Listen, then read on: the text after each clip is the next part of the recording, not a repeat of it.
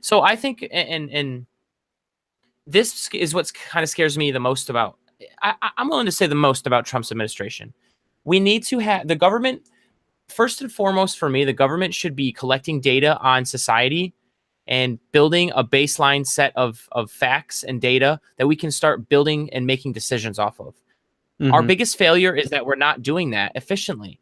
Our biggest failure is that we're not. Trump administration comes in, and I've read plenty of articles where they're like, oh, the EPA or the FBI is releasing only half the data they used to, and the EPA is censoring some pages of their website and not releasing some data.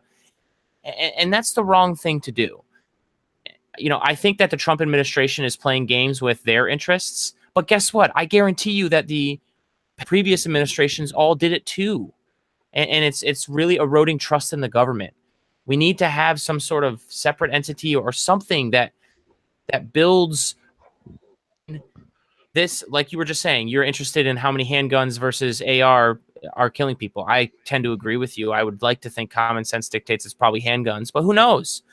Right. We need to be able to have an easily pullable internet exists website that you can just find facts and no shit facts. Nothing that anybody can say like, well, that's fake news.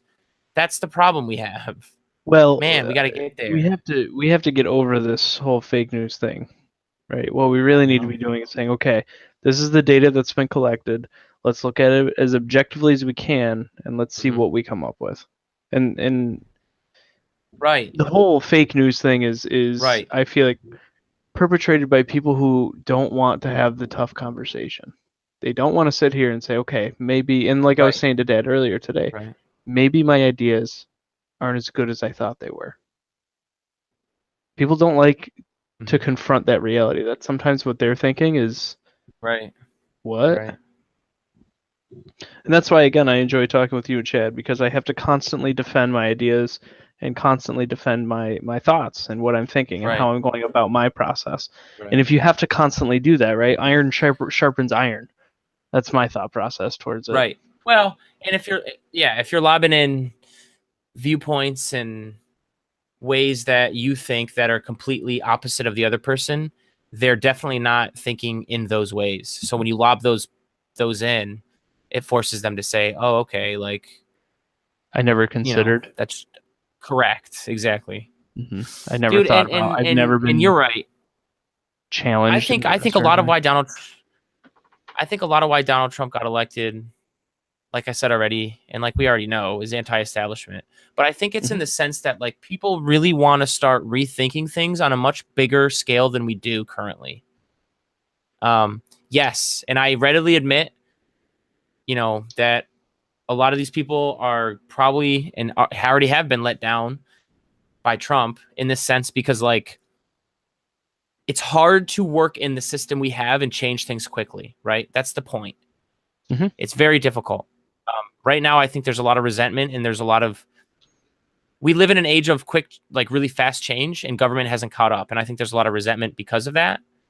And I understand that we have things the way they are and we're not going to change them.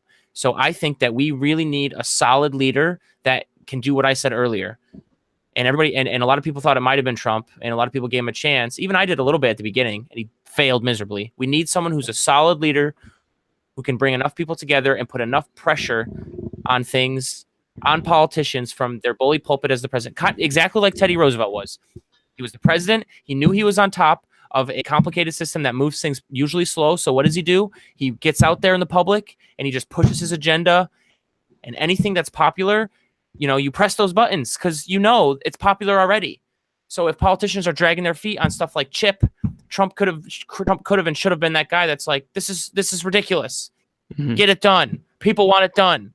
Like, sit at the table and get it done. Well, that's why I'm such a big fan of TR, is because you're right. Using that bully pulpit. Be a fire breather. Right. Yep. Be a fire breather. We need that.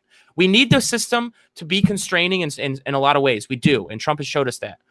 But we also need someone who from the bully pulpit to push things forward, especially if you're elected as the president on a populist agenda. Like, people want you to like push that forward.